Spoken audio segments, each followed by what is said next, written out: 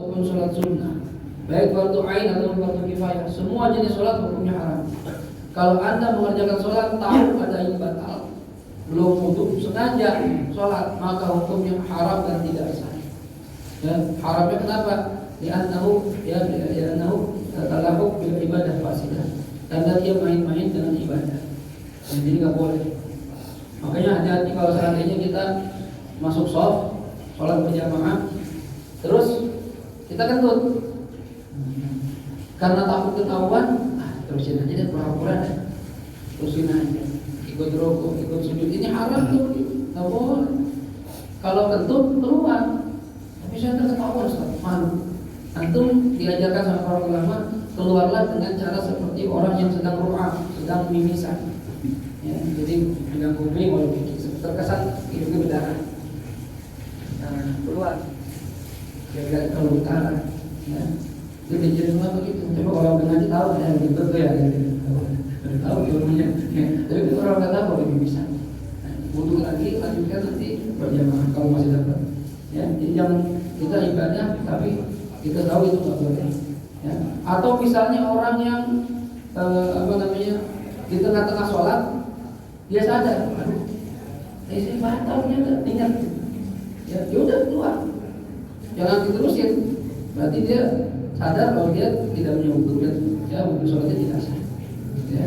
Ini yang pertama. Segera jadi sholat haram. Wa tawaf yang kedua yang diharamkan bagi orang tidak punya wudu, melaksanakan tawaf. Tawaf cuma di Mekah doang, di Masjidil Haram, dan tidak ada. Ya. Ini nggak boleh. Kenapa? Karena kata Rasulullah, as-sholat at-tawaf manzilat as-sholat illa anna Allah ahadal kalam fi. Tawaf itu posisinya seperti orang sedang sholat. Ya, kedudukannya seperti sholat, artinya apa? Ya, harus bersuci. Ya, harus punya hadas, sama seperti sholat. Cuma bedanya sholat tawaf itu Allah menghalalkan berbicara. Itu, ya, ada doa-doanya, jalan gitu kelilingnya, ada kiblat dengan bahu kiri, harus sholatnya dan punya tempat tubuh. Ya, jadi tawaf itu harus punya wudu. Ya. Nah, permasalahan kita sekarang yang namanya maqaf atau tempat tawaf itu kan nggak seperti masjid pada umumnya. Kalau kayak sekarang kita cowok di sini, cewek selalu aman, nggak akan disentuh kulit. Cuma kalau tawaf mungkin udah pernah haji, pernah umroh, ngerasain bagaimana maqaf itu berdesak-desakan, apalagi lagi musim haji atau lagi bulan Ramadan, masya Allah itu campur cowok cewek, tua muda keliling bareng-bareng. Bagaimana kalau nggak sengaja keinjak kaki kita atau kita nyentuh ya perempuan yang bukan mahram kita, batal. Ya, bagaimana itu? Ya, maka kita wudu lagi. Nah, wudunya jauh. Ya, wudunya jauh baru nyampe tempat otak, batal lagi, wudu lagi gara-gara api. Ya, kata para ulama, kalau dalam kondisi seperti ini maka kita ya dibolehkan untuk bertaklid dengan mazhab lain. Seperti mazhab Imam Malik, Imam Abu Hanifah yang mengatakan tidak batal persatuan kulit, ya, kecuali yang mengatakan kecuali berhubungan badan sama istri batal. Ya, tapi kalau mazhab kita sama apa mau berhubungan badan persatuan kulit itu sengaja batal. Nah, silakan kita taklid mazhab Imam Malik, cuma perhatikan saja cara wudunya sedikit ada perbedaan. Kalau Imam Malik itu mewajibkan dalek harus menggosok, nggak cukup siram doang. Kemudian dia juga ketika membasuh kepala, Imam Malik itu seluruh kepala. Jadi kalau kita punya rambut, ya basuh begini, semua bagian kepalanya. Kalau kita kan gini cukup. Ya. Kalau mazhab Imam Abu Hanifah boleh kalau mazhab beliau, ya, tapi dia basuh kepala minimal seperempat, segini atau segini. Itu perbedaannya. Ya, sama dalam. Ada juga mengatakan takdir juga yang diwajibkan. Jadi kalau bisa sunnah-sunnah dikerjakan semua supaya wudunya sesuai dengan kaidah yang dilakukan oleh Imam Malik. Baru kita taklid ya pendapatnya. Jangan sampai kita wudunya wudu gaya Syafi'i, tapi batasnya batas Imam Malik kata Imam Abu Hanifah nggak boleh. Itu namanya talfiq, campur aduk gitu. Ya, kata Imam Malik wudu yang tidak sah ikutin anak, ya, membatalnya. Jadi cara mereka kita ikuti. Kalau kita tawaf, seandainya urusan tuan kulit, ya udah apa, karena sudah terbentuk Imam Malik atau Imam Abu Hanifah. Jelas ya?